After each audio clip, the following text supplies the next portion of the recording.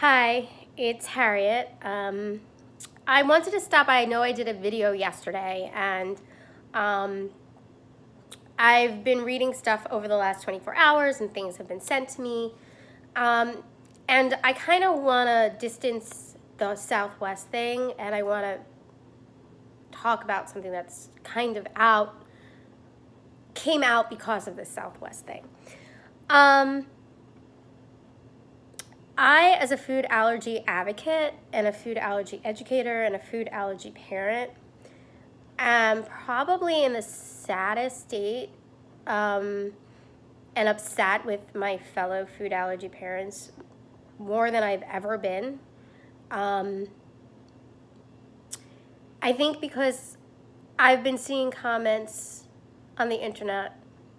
I've seen comments sent to me that have been said to other people. And it's coming from within. And I'm not sure how we can fix this problem. As someone who has been a food allergy mom for the last 14 years, as someone who has been a health educator prior to having children with with food allergies, who specialized in asthma education prior to my children, who, as my own asthmatic and allergy person, I feel really kind of upset because there's this new divide, and I think the divide is getting further and further and further.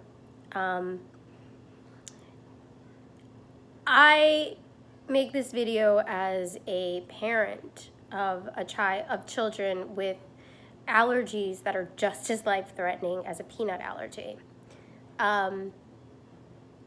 They can't go into a place where milk is being excessively cooked, like Starbucks.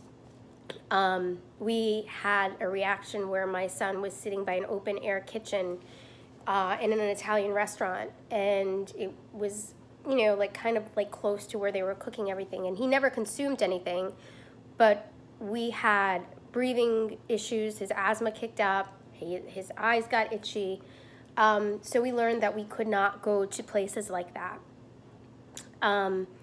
They could not take cooking classes in school because they were using milk that they were going to be steaming and cooking and heating up, and you multiply that by 20 kids,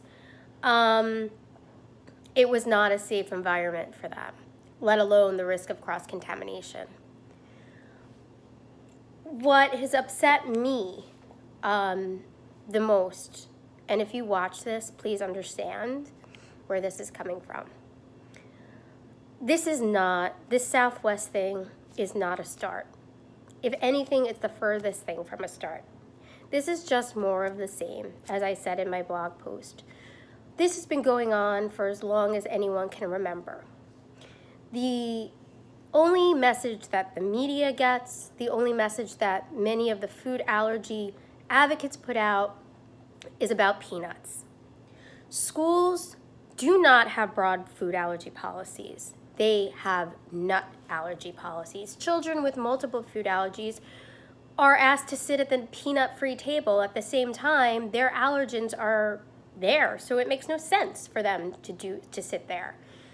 The schools will have rules about nut products being brought in, but they will never have rules about any other allergen. Nobody thinks that dairy or wheat can be anaphylactic, just like a peanut allergy. People don't understand that. So even more so, we need more education and awareness about that. What's really upsetting is that the food allergy community is kind of not hearing what many of us are saying. And they don't want to hear it. They have come up and said, well, peanut is what lasts on surfaces, and it's harder to clean peanut, and peanut is messy, and peanut is airborne, and it's dusty. So to answer all that, have you seen a cream cheese bagel? Have you seen your fingers after eating Doritos? Have you seen the air when you open up a bag of Doritos or cheese puffs? that is protein that is going into the air, and those fine particles could trigger a respiratory response, just like it could trigger a respiratory response in someone who is peanut allergic. Now, let me clarify this. I'm not going to say that they will trigger anaphylaxis, but all the studies show that when you are having an inhaled reaction, it's more of an asthma kind of thing versus full systemic body reaction. What is upsetting is that in groups and online and Twitter and everyone else who seems to be very vocal, and obviously I'm being more vocal about the other side, and a lot of people don't like that, and it's not from a bad place. I'm not coming from a bad place. I'm coming from the place that children like mine need to have protections, and that it's unfair, and that people in the food allergy community are misguided in thinking that peanut allergies is some kind of unique kind of thing, and it's not. The same precautions, as I always say, need to be put in place. But what's upsetting is that we are being told our allergies are not as severe. Our allergies are not going to be in the dust, which is not true, as I just gave you the example. Our allergens are not as life-threatening, or it's not the dangerous ones, but it's all not true. And in fact, I'd like to point to two examples. Someone had an airborne anaphylactic reaction on a flight about 1.5 years ago to lobster being served on the plane. It's a top 8. Did we get an all-out thing about shellfish never being served on a flight again? Someone had anaphylaxis about 2 years ago on a flight to tomatoes. And did we hear all that kind of buzz? We didn't. Yes, peanuts are a snack that airline used. But what are we replacing it? And who are we now putting at risk because we're going to take this one snack out? Are we gonna, some places still have mixed nuts. Why are we removing peanut when any other nut's still just as much as a risk to the person allergic? If we switch to a powdered cheese chip type thing, then dairy people are put at risk, and believe it or not, they are. What if there's something that's very floury? Or what about the needs of the gluten-free person? And I don't mean gluten-free in terms of celiac, I mean actual wheat anaphylaxis. There's fish, there's all these things, and we're being told that this is a start and we should be grateful for this, and that this is just, so great, and we should yay, one more thing that only peanuts are being accommodated.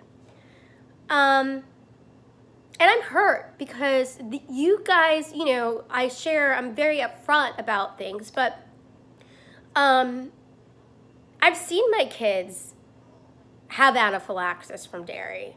I've seen my kids have to navigate the world, and I do think that they will be better off for that, but they have no choice. They have multiple allergies, and they have no choice because no one is going to remove their allergens from the world. So why is it okay to just assume that we remove this one? And it doesn't make anybody more safe, by the way, by removing one. And even if they remove that one, again, they're not going to do a ban. They're not going to stop me from bringing peanuts on the plane, which I wouldn't do, but they're not going to stop the next person from bringing peanuts on a plane. They're just not going to serve it. But there are people in the community who see this as a huge victory, and they shouldn't. When will the day come that if I call and I say, I don't want my kids near a powdered dairy product, that they're going to give me that? They're not. They're not. Many of us with multiple food allergies have to learn to navigate the world every day. because every day there's a landmine. You are trying to figure out not only how to keep them safe at home, but there's pizza parties, there's ice cream, there's never going to be a day when they're not in a room with their allergen. And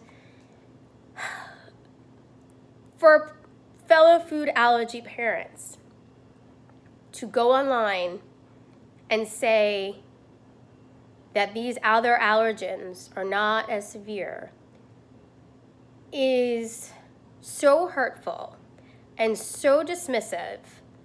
I don't even know what to say. It clearly shows the lack of awareness and education that I always say we need. And I really do believe we need more focus on all the other allergens besides peanut at this point. I think everyone's gotten the peanut message. I think we need to put it on the other allergens.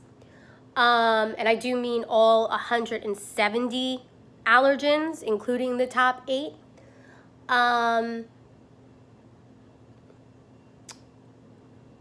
I just wish peanut-only parents, or the parents who are saying that this is a victory and this is a great start, would understand that this is just another message to the public that peanuts are the only thing and they should be removed and that they're evil. And they're not. They're no more evil than cow milk or an egg salad sandwich, because it's not, it's food. For those of you who say that this is a start, and this, I'm just going to address that. It's not. Again, I've been doing this for 14 years as an food allergy mom.